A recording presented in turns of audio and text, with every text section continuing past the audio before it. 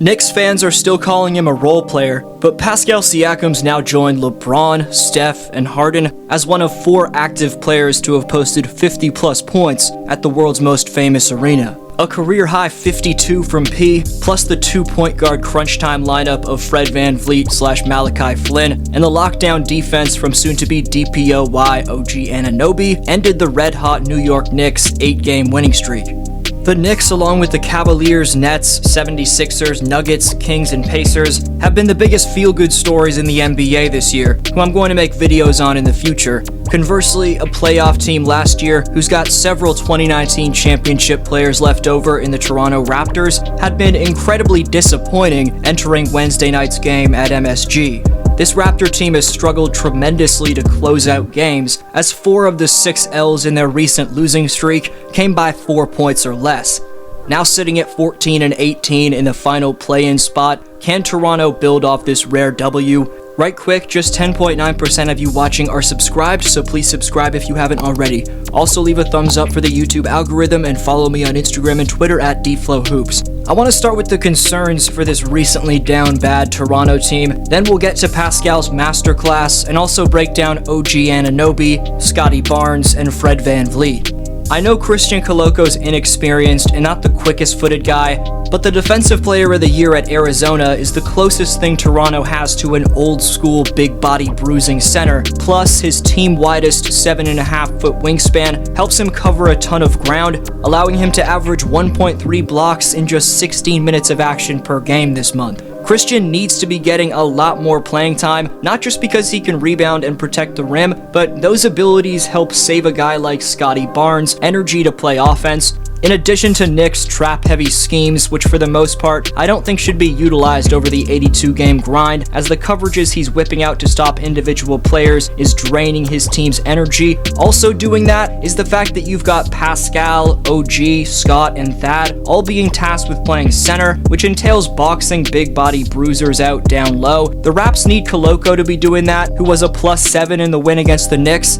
Embiid spoke on Nurse's blitz-heavy game planning after Philly beat Toronto a few nights ago, saying, "When you play a team like Toronto, they don't really care. It seems like most of the time they don't care about winning. They just want to shut down the other star players." End quote. As much as people hate Embiid, we can't really deny him of that quote, considering he took down Nick Nurse in last year's first round. In addition to Christian Coloco, Malachi Flynn, and even a guy like Delano Banton, who this team needs to develop, all should be allowed to play through their mistakes and steadily mature for this Raptor team. I said it in my last Cavalier video regarding Darius Garland, and this may sound like a shocker to say the very same thing about a fairly unknown bench player in Malachi Flynn, but Mal's a player who's got Stephen Curry type abilities in terms of his range and balance to come off a screen and let fly of deep range bombs working on the move. Despite taking a ton of criticism for his lack of defense, Flynn needs to be given the time to develop, because he can be an active defender when he's locked in, but it's hard to gain a rhythm when you're getting inconsistent minutes like he, Banton, and Coloco have been getting. We've been seeing the result of Flynn getting consistent time this month, and his efficiency is pretty solid, but it's the defense where Malachi needs to improve. In Toronto's much-needed W against the playoff-seeded Knicks, Flynn was a game-high +16, he made 2 of his 5 triples, dished out 2 dimes, and even blocked Emmanuel quickly down the stretch. However, the next time Malachi makes a mistake or has a rough few showings, Nurse may just put him back and leave him on the bench.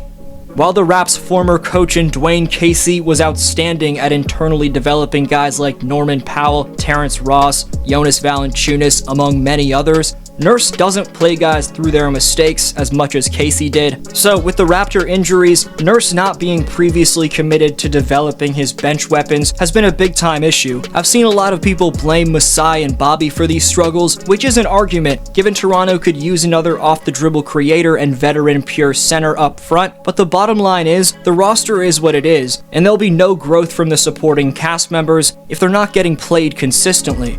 Moving on to OG Anunoby, who with the Raptors struggles is a player that everyone wants to trade for right now, as the best lockdown defender in basketball, leads the association in both steals per game and total steals. He's also the front runner for the Defensive Player of the Year award.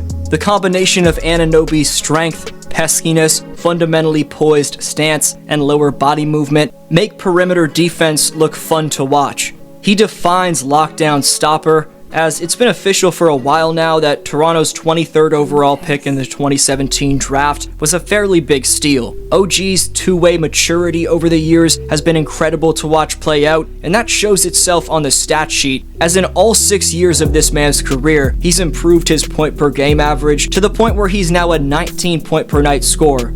Of course, the defense is OG's calling card, but I've been impressed with his slashing this year. He's had thunderous dunk one after the other, and is making a career second best 72.7% of his shots in the painted area. On to the man of the hour, Pascal Siakam, who's found his rhythm post-injury after slipping on a wet spot in Dallas.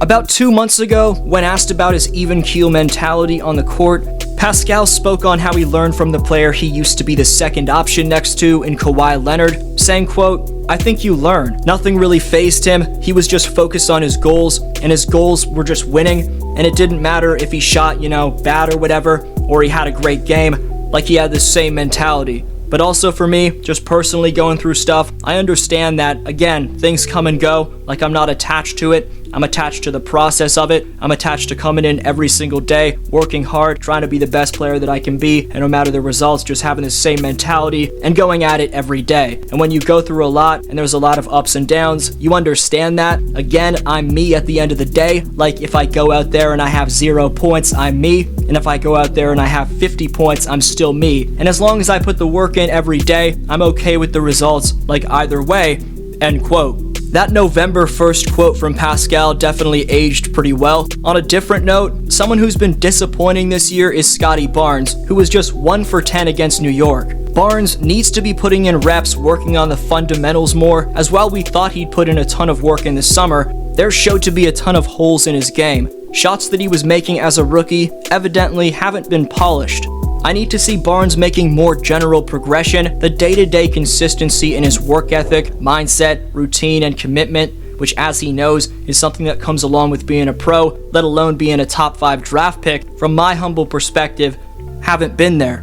I think Barnes just has to embrace all the weight he's got on his shoulders and get better from it mentally and physically in terms of his on-court abilities. It's about locking in and providing what this Raptor franchise drafted you to be, and I know Barnes is capable of doing that.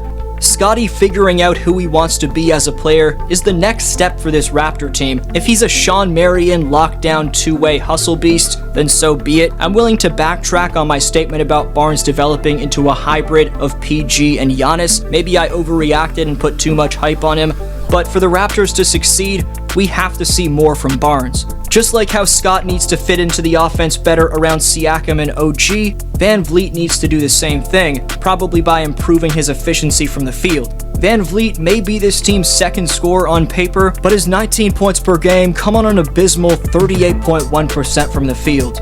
When Fred's letting the game come to him, he and this Raptor offense are at their best.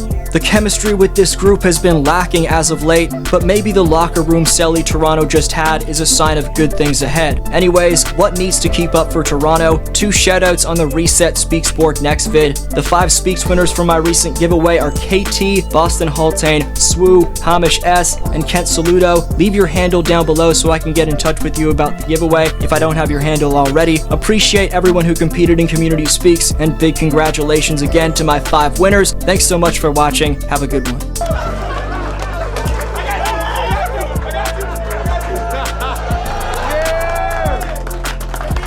Yes, sir. Bro, don't you chill, bro. Go.